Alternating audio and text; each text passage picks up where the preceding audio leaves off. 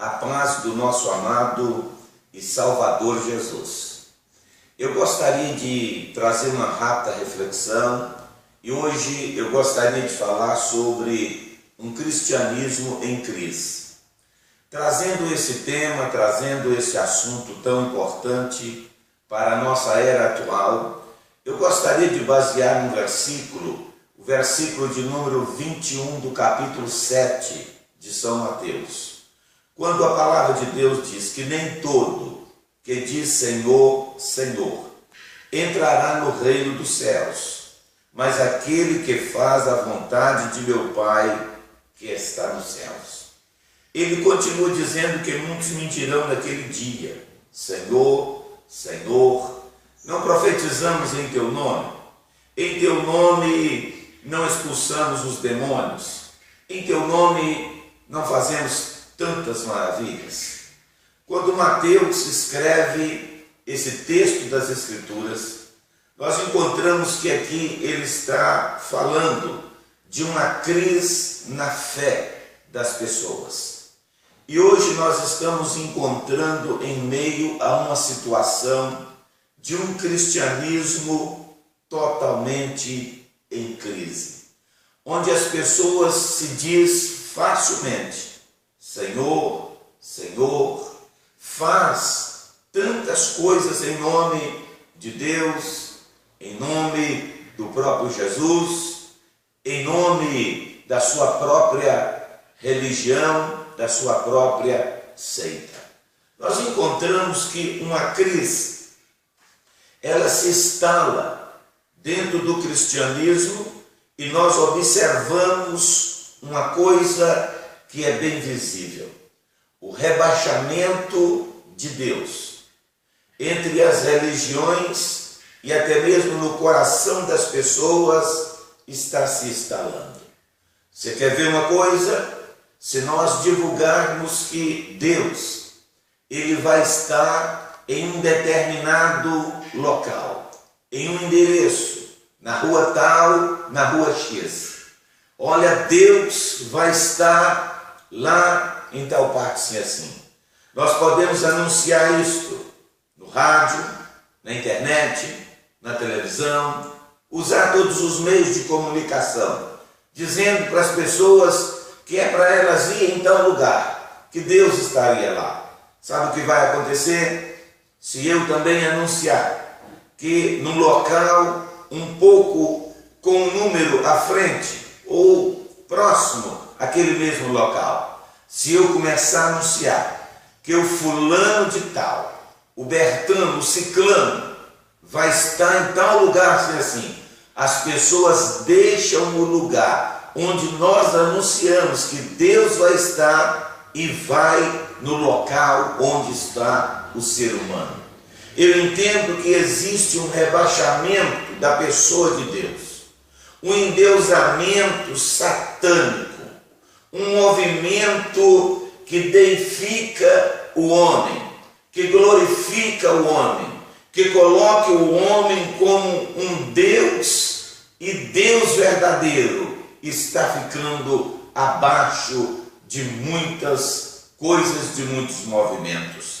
Nós entendemos que Satanás, ele deu um golpe de mestre, levando o homem à queda, levando o homem à miséria. E nós observamos que a adoração satânica, ela tem se alojado, tem se instalado dentro do coração de muitas pessoas. Nós estamos vivendo um momento de uma crise muito forte na adoração ao Senhor nosso Deus. Quando nós observamos o texto de São Mateus, que ele diz que nem todos que dizem Senhor, Senhor, nem todos que fazem tantas maravilhas, nem todos que expulsam tantos demônios entrará no reino dos céus.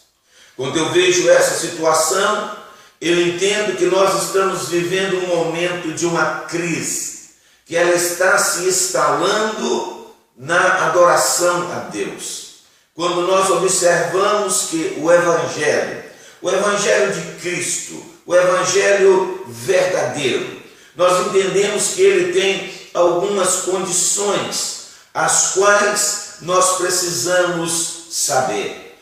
Que as pessoas falsificam tudo aquilo que é precioso. Nós observamos que as pessoas falsificam dinheiro, joias, pedras preciosas. Eles falsificam tudo aquilo que é bom, tudo aquilo que é caro. E nós entendemos que nós estamos vivendo uma época de um evangelho também que está sendo falsificado.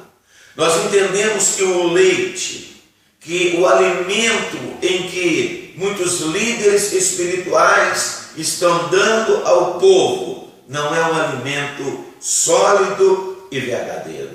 Nós sabemos que o evangelho significa boas novas.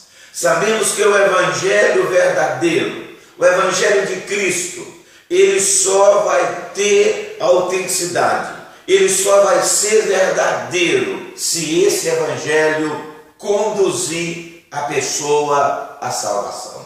Eu posso pregar qualquer coisa, eu posso ministrar qualquer assunto na Bíblia Sagrada, eu posso ter as minhas teses, eu posso ter os meus pensamentos, eu posso defender várias ideias, mas uma coisa eu tenho total certeza: se eu não pregar um evangelho que conduz à salvação, esse evangelho, ele não é o evangelho de Cristo.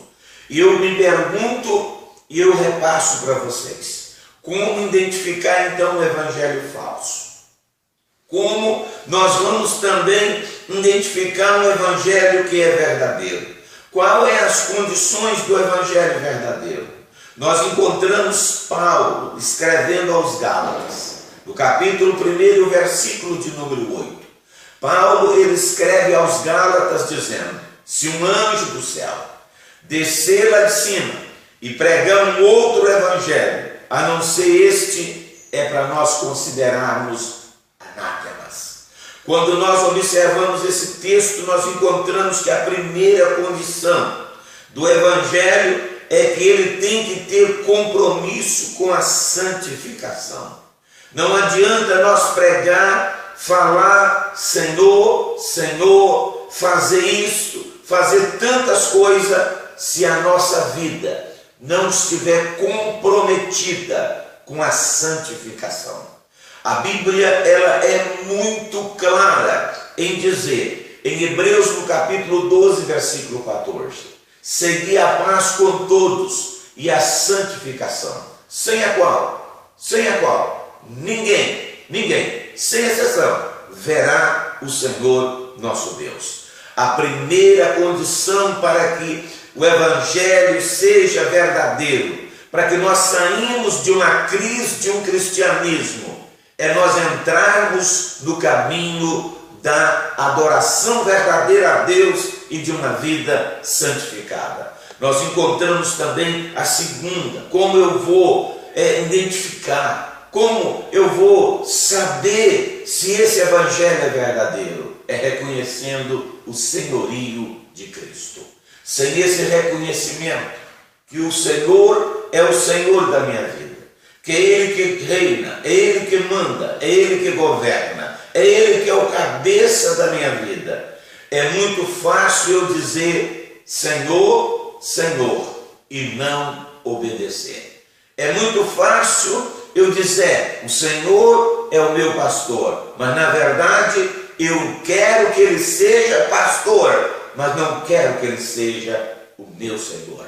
O reconhecimento do senhorio de Cristo é fundamental dentro do cristianismo verdadeiro. Nós observamos que a nossa vida, o evangelho que pregamos, ela precisa estar alicerçada na palavra de Deus.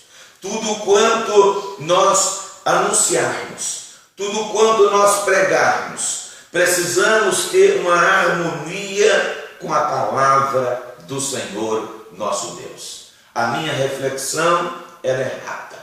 Eu não posso continuar aqui com você, mas eu gostaria de convidar você a nos visitar num dos nossos templos da Igreja Assembleia de Deus. Eu, pastor João Batista, meu forte abraço e nós vamos prosseguindo junto nesse evangelho puro, santo e verdadeiro.